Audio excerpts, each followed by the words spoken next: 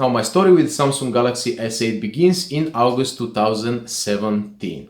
I was looking for a good deal of this phone and I couldn't find any. So while I was on holiday in Bulgaria, I had my Samsung Galaxy Note 5 with me. I shot my photos. I came back to Sofia and after that I had a deal on the Samsung Galaxy S8. I bought it for the equivalent of about £470, brand new, an open box.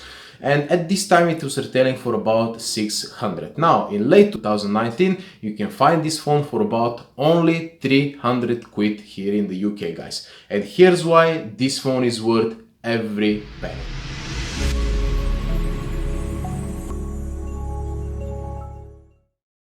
Now, first of all, the unboxing experience of this phone is very nice. The box itself is nice and shiny, and inside you've got quite a bunch of stuff like cables, AKG, headphones, and two different adapters. So kudos for Samsung for the amazing packaging. And then you look at the phone itself. It's all black at the front and at the back. Man, this coral blue, I mean, man, I'm out of words for it. That is probably the most beautiful phone ever made, guys. And the sides as well, the stainless steel over here is kind of a bluish color as well. And all around the phone is very slim at 8mm only. It's nicely curved. It's quite different than the Samsung Galaxy S9 actually, and I definitely prefer the curvature of the Samsung Galaxy S8. Now recently Samsung updated their S8 with the same software as the Samsung Galaxy S9, which includes the 960 super slow motion FPS as well as the emoji stickers. So basically you've got all the functionality you're getting out of the S9 but on your year and a half old S8, which is definitely a good thing. Okay guys, so what about the battery life of this phone? 3000 mAh of battery inside this slim body, and coupled with that Quad HD crazy saturated screen, AMOLED screen, the battery life is not actually that great, guys. In full resolution I'm getting of about 5 to 5.5 hours of screen on time. Of course, if you reduce the resolution you're gonna get a bit more, but let's have a look at my screenshots now. Okay guys, have a look at my screenshots over here. 5 hours 23 minutes, 5 hours 39 minutes over here, 5 hours 51, almost 6 hours, 5 hours 26, 4 hours 45, 4 hours 51, 6 hours 7 minutes, well done, 5 hours 15 minutes, 5 hours 29 minutes, 5 hours 31 minutes, 4 hours 35 minutes, and over here 5 hours 27 minutes, 5 hours 2 minutes, that's after the update. So basically between 4.5 and 6 hours of battery life, screen on time. Now about performance, the phone definitely feels a little bit behind the nowadays flagships, and this is because the skin is quite heavy actually. You've got so many extras, this and that, and especially on the Exynos version that we have in Europe. In the US you've got the Snapdragon 835 version, especially the fact that the phone comes only with 4 GB of RAM. I know the new Pixel 3 has 4 GB of RAM as well, which is not enough, which is a ripoff, but anyway, 4 GB of RAM with year and a half old processor. This is not a very good idea, and the phone definitely, it's not exactly on the same level as, let's say, the OnePlus or the Poco phone or the Xiaomi Mi 8, but it's definitely manageable. I mean, it still is quite good, but it's not that snappy and instant as the brand new phones, but definitely gets the job done. Where this phone actually excels is the gaming performance. Although the screen is actually Quad HD, you have absolutely no problems in full resolution with gaming, guys. This is one of the best phones for gaming. It performs so well, it's so buttery smooth and so optimized that you're not gonna find any difference compared to, let's say, the new OnePlus 6T or the newest Galaxy, whatever they come out, let's say the S10. This is still one of the best phones for gaming, guys.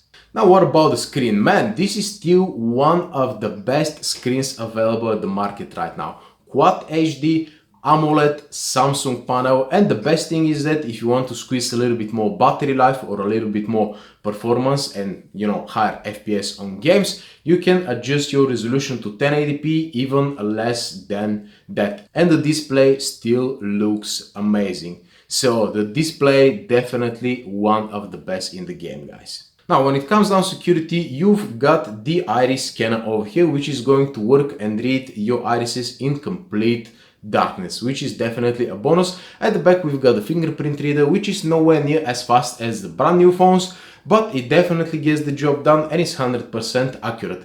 Now, first of all, there was quite a lot of controversy about the positioning of the fingerprint reader, but let me tell you that you get used to it in time. And the other thing is that this phone is very small according to nowadays standards, so adjusting your grip is just not a problem anymore. Now, what about audio, you might say? Well, despite the fact that the phone is IP68 certified, you've got a 3.5mm jack at the front as well as USB Type-C port. What does that mean? Well, the quality of the 3.5mm jack is just above average, but the thing is that you've got so many equalizer settings, Dolby's, this and that, that you can actually tweak the sound specifically for your ears. As well as if you want to, further boost the volume output, you can always use one of those 3.5mm to USB Type-C adapters, for example, like the Essential one or the HTC or the Xiaomi one, and you're actually going to boost the overall volume. I've got a video covering all of that information, which I'm going to link in the description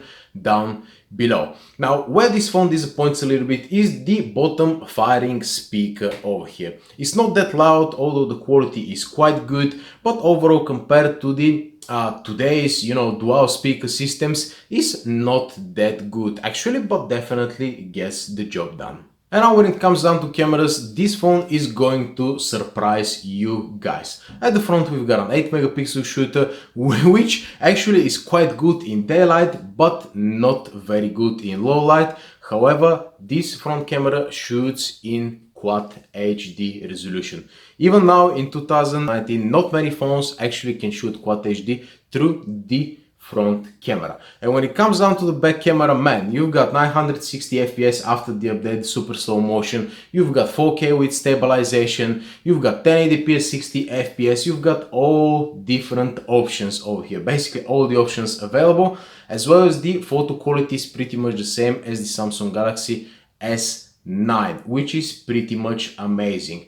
I'm gonna show you a few photos that I actually took with this phone, and man, they look absolutely amazing. I have so many memories with this phone and I've been to so many places. I'm very glad that I actually bought this phone, guys. Okay guys, so it's conclusion time for the Samsung Galaxy S8.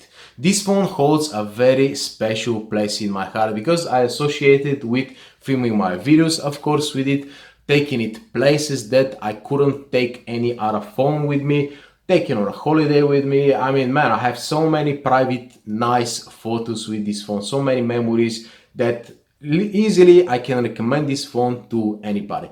And the reason for that is that at the moment the pricing is about 320 pounds here in the UK, brand new. I bet in the US you can get it for about 350 bucks to 400, which is definitely a go for me, guys. Basically the only essential difference between Samsung Galaxy S8 and the S9 at the moment is the stereo speakers and the design, which I really prefer on the S8. It's slimmer and it's not that sharp corners over here on the side, so this is the phone for me, guys.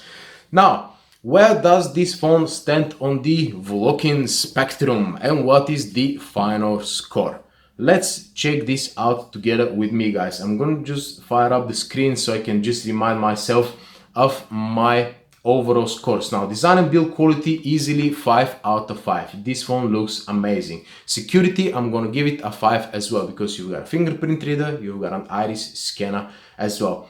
Battery life, I'm gonna give it 3 over here simply because the battery life is about 5 hours of screen on time, and although the recharge time is quite quick at 1.5 hours, the battery life is not that impressive. On the Poco phone I'm getting 12 hours of screen on time, so 5 hours definitely gets the job done, but it's not amazing.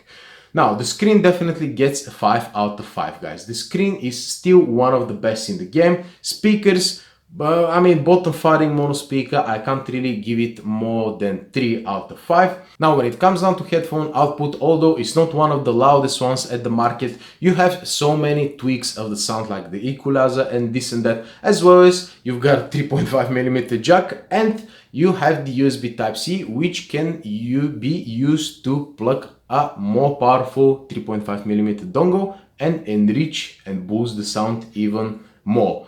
Now, when it comes down to software, I'm gonna give it 5 out of 5 because there are so many options and different settings in the software, and I personally like the TouchWiz. Now, about the performance, I can't really give it more than 4 out of 5 because although the phone is quite good, it's nowhere as snappy as the brand new phones, but it definitely gets the job done. The selfie camera, I'm gonna give it 4 out of 5 because the low light performance is actually quite crappy and not all photos come that clear, but overall it's a pretty good selfie cam. And the rear camera, I'm gonna give it 5 out of 5. The camera is simply amazing. So the overall score on the VoloKin Spectrum is 43 out of 50, which is absolutely brilliant for a phone which is nearly 2 years old, guys.